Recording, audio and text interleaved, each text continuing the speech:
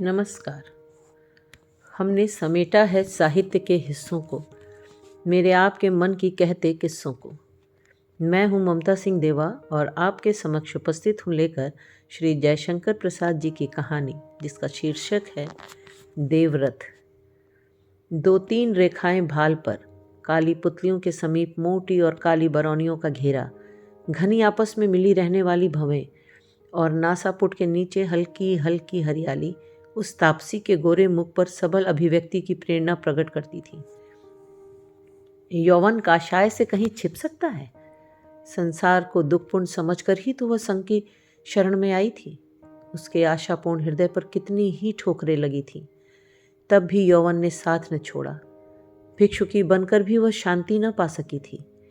वह आज अत्यंत अधीर थी। चैत की अमावस्या का प्रभात था। अश्वत्थ वृक्ष की मिट्टी सी सफ़ेद डालों और तने पर ताम्र अरुण कोमल पत्तियां निकल आई थी। उन पर प्रभात की किरणें पड़कर लोटपोट हो जाती थी। इतनी स्निग्ध शैया उन्हें कहाँ मिली थी? सुजाता सोच रही थी, आज अमावस्या है। अमावस्या तो उसके हृदय में सवेरे से ही अंधकार भर रही थी। दिन का आलोक उसके लिए नहीं के बराबर था। वह अपने वृक्षखल विचारों को छोड़कर कहाँ भाग जाए? शिकारियों का झुंड और अकेली हिरणी। उसकी आंखें बंद थी। आर्यमित्र खड़ा था। उसने देख लिया था कि सुजाता की समाधि अभी न खुलेगी। वह मुस्कुराने लगा। उसके कृत्रिम शील ने भी उसको वर्जित किया। संघ के नियमों ने उसके हृदय पर कोड़े लगाए, पर वह भिक्षु वहीं खड़ा रहा। भीतर के अंधकार से ऊबकर सुजाता ने आलोक के लिए आंखें खोल दी। आर्यमित्र को देखकर आलोक की भीषणता उसकी आंखों के सामने नाचने लगी। उसने शक्ति बटोर कर कहा, वंदे। आर्यमित्र पुरुष था। भिक्षुकी का उसके सामने नत होना संघ का नियम था। आर्यमित्र ने हंसते हुए अभिवादन का उत्तर दिया और पूछा, सुजाता, आज तुम स्वस्थ हो? सुजाता उत्तर देना चाहती थी, पर आर्यमित्र के काशाय के नवीन रंग में उसका मन उलझ रहा था। वह चाहती थी कि आर्यमित्र चला जाए उसकी चेतना के घेरे से बाहर। इधर वह अस्वस्थ थी। आर्यमित्र उसे औषधि देता था। संघ का वह वैद्य था। अब वह अच्छी हो गई है। उसे आर्यमित्र की आवश्यकता नहीं, किंतु है तो हृदय को उपचार की अत्यंत आवश्यकता है। तब भी आर्यमित्र, वह क्या करे, बोलना ही पड़ा। हाँ, अब तो स्वस्थ हूँ। अभी पथ्य सेवन करना होगा। अच्छा, मुझे और भी एक बात कहनी है। क्या? नहीं, क्षमा कीजिए, आपने कब से प्रव्रज्या ली है? वह सुनकर तुम क्या करोगी? संसार ही दुखमय है। ठीक तो। अच्छा, नमस्कार।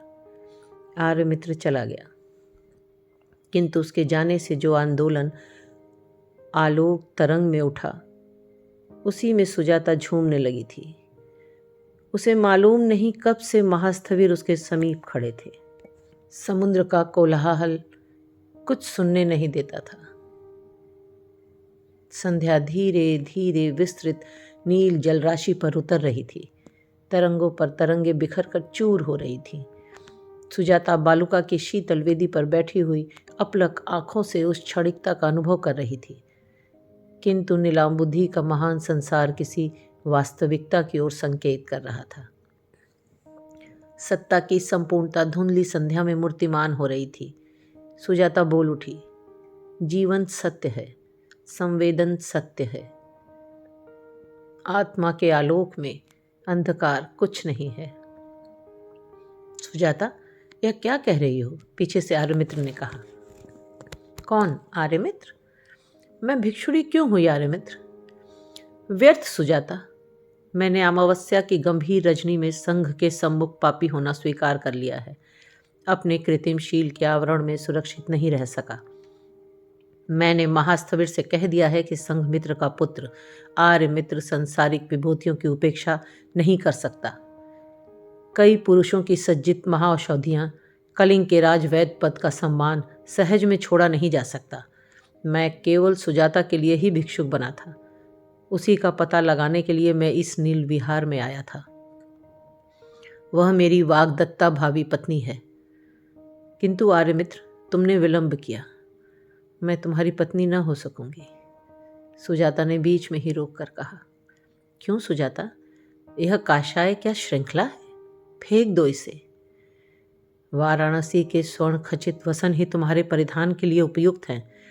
रत्नमाला, मणि, कंकड़ और हेम कांची तुम्हारे कमल कोमल अंगलता को सजावेगी। तुम राजरानी बनोगी। किंतु क्या सुजाता? मेरा हृदय फट जाता है। बोलो, मैं संघ का बंधन तोड़ चुका हूं और तुम भी तो जीवन की आत्मा की क्षणिकता में विश्वास नहीं करती हो। किंतु आर्यमित्र, मैं वह अमूल्य उपहार जो स्त्रियां कुलवधुएं अपने पति के चरणों में समर्पण करती हैं, कहाँ से लाऊंगी? वह वरमाला जिसमें दूर्वा सदृश कौमार्य हरा भरा रहता हो, जिसमें मधु कुसुम सा हृदय रस भरा हो, कैसे, कहाँ से तुम्हें पहना सकूंगी? क्यों सुजाता, उसमें कौन सी बाधा है? कहते कहते आर्यमित्र का स्वर कुछ तीक्ष्ण हो गया। वह अंगूठे से बालू बिखेरने लगा। उसे सुनकर तुम क्या करोगे? जाओ, रात सुख भोगो। मुझ जन्म की दुखिया के पीछे अपना आनंदपूर्ण भविष्य संसार नष्ट न करो आर्यमित्र। जब तुमने संघ का बंधन भी तोड़ दिया है, तब मुझ पामरी के मोह का बंधन भी तोड़ डालो। सुजाता के वक्ष में श्वास भर रहा था। आर्यमित्र ने निर्जन समुद्र तट के उस मलिन सायंकाल में सुजाता का हाथ पकड़कर तीव्र स्वर में पूछा, सुजाता, स्पष्ट कहो, क्या तुम मुझसे प्रेम नहीं करती हो? करती हूं आर्यमित्र, इसी का दुख है। नहीं तो भैरवी के लिए किस उपभोग की कमी है? आर्यमित्र ने चौंक कर सुजाता का हाथ छोड़ते हुए कहा। क्या कहा? भैरवी? हाँ आर्यमित्र, मैं भैरवी हूं। मेरी आगे वह कुछ न कह सकी। आंखों से जल बिंदु ढुलक रहे थे, जिसमें वेदना के समुद्र उर्मिल हो रहे थे। आर्यमित्र अधीर होकर सोचने लगा। पारिवारिक पवित्र बंधनों को तोड़कर जिस मुक्ति की निर्वाण की आशा में जनता दौड़ रही है, उस धर्म की यही सीमा है। यह अंधेर गृहस्थों का सुख न देख सकने वालों का यह निर्मम दंड समाज कब तक भोगेगा? सहसा प्रकृतिस्थ हो उसने कहा, सुजाता, मेरा सिर घूम रहा है जैसे देवव्रत का चक्र, परंतु मैं तुमको अब भी पत्नी रूप से ग्रहण करूंगा। सुजाता, चलो। किंतु मैं तुम्हें पति रूप से ग्रहण न कर सकूंगी। अपनी सारी लांछना तुम्हारे साथ बांटकर जीवन संगनी बनने का दुस्साहस मैं न कर सकूंगी। आर्यमित्र, मुझे क्षमा करो। मेरी वेदना रजनी से भी काली है और दुख समुद्र से भी विस्तृत है। स्मरण है, इसी महोदधि के तट पर बैठकर सिकता में हम लोग अपना नाम साथ ही साथ लिखते थे। चिर रोदनकारी निष्ठुर समुद्र अपनी लहरों की उंगलियों से उसे मिटा देता था। मिट जाने दो हृदय की सिकता से प्रेम का नाम। आर्यमित्र, इस रजनी के अंधकार में उसे विलीन हो जाने दो। सुजाता, सहसा एक कठोर स्वर सुनाई पड़ा। दोनों ने घूम कर देखा। अंधकार सी भीषण मूर्ति संस्थविर। उसके जीवन में परमाणु बिखर रहे थे। निशा की कालिमा में सुजाता सिर झुकाए हुए बैठी देव प्रतिमा की रथ यात्रा का समारोह देख रही थी, किंतु दौड़कर छिप जाने वाले मूक दृश्य के समान वह किसी को समझ न पाती थी। स्थविर ने उसके सामने आकर कहा, सुजाता, तुमने प्रायश्चित किया? किसके पाप का प्रायश्चित, तुम्हारे या अपने? तीव्र स्वर में सुजाता ने कहा। अपने और आर्यमित्र के पापों का सुजाता। तुमने अविश्वासी हृदय से धर्मद्रोह किया है। धर्मद्रोह? आश्चर्य! तुम्हारा शरीर देवताओं को समर्पित था सुजाता। तुमने बीच में ही उसे रोककर तीव्र स्वर में सुजाता ने कहा, चुप रहो असत्यवादी, वज्रयानी नर पिशाच। एक क्षण में इस भीषण मनुष्य की कृत्रिम शांति विलीन हो गई। उसने दांत किटकिटाकर कहा, मृत्युदंड। सुजाता ने उसकी ओर देखते हुए कहा, कठोर से भी कठोर मृत्युदंड मेरे लिए कोमल है। मेरे लिए इस स्नेहमयी धरणी पर बचा ही क्या है। स्थविर, तुम्हारा धर्म शासन घरों को चूर चूर करके विहारों की सृष्टि करता है, कुचक्र में जीवन को फंसाता है। पवित्र गृहस्थ बंधनों को तोड़कर तुम लोग अपनी वासना तृप्ति के अनुकूल ही तो एक नया घर बनाते हो, जिसका नाम बदल देते हो। तुम्हारी तृष्णा तो साधारण सरल गृहस्थों से भी तीव्र है, शूद्र है और निम्न कोटि की है। किंतु सुजाता, तुमको मरना होगा। तुम मरोगे स्थविर, किंतु तुम्हारा यह काल्पनिक आडंबर पूर्ण धर्म भी मरेगा। मनुष्यता का नाश करके कोई धर्म खड़ा नहीं हो सकता। कल ही, हाँ, कल प्रभात में तुम देखोगे कि सुजाता कैसे मरती है। सुजाता मंदिर के विशाल स्तंभ से टिकी हुई रात्रिव्यापी उत्सव को स्थिर दृष्टि से देखती रही। एक बार उसने धीरे से पूछा, देवता, यह उत्सव क्यों? क्या जीवन की यंत्रणाओं से तुम्हारी पूजा का उपकरण संग्रह किया जाता है? प्रतिमा ने कोई उत्तर नहीं दिया। प्रभात की किरणें मंदिर के शिखर पर हंसने लगी। देव विग्रह ने रथ यात्रा के लिए प्रयाण किया। जनता तुमुल नाद से जय घोष करने लगी।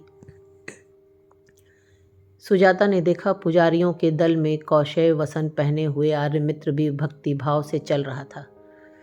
उसकी इच्छा हुई कि आर्यमित्र को बुलाकर कहे कि वह उसके साथ चलने को प्रस्तुत है। संपूर्ण बल से उसने पुकारा, आर्यमित्र, किंतु उस कोलाहल में सुनता कौन। देवव्रत विस्तृत राजपथ से चलने लगा। उसके दृढ़ चक्र धरने की छाती में गहरी लीक डालते हुए आगे बढ़ने लगे। उस जन समुद्र में सुजाता फांद पड़ी और एक क्षण में उसका शरीर देवव्रत के भीषण चक्र से पिस उठा। रथ खड़ा हो गया। स्थविर ने स्थिर दृष्टि से सुजाता के शव को देखा।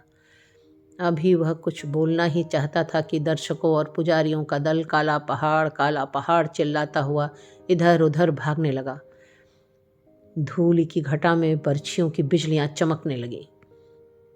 देव विग्रह एकाकी धर्मोन्मत्त काला पहाड़ के अश्वरोहियों से घिर गया था। रथ पर था देव विग्रह और नीचे सुजाता का शव पड़ा था। अभी आप सुन रहे थे मेरी यानी ममता सिंह देवा की आवाज़ में जयशंकर प्रसाद जी की कहानी देवव्रत। फिर उपस्थित होती हूँ दिलचस्प कहानियाँ किस्से लेकर।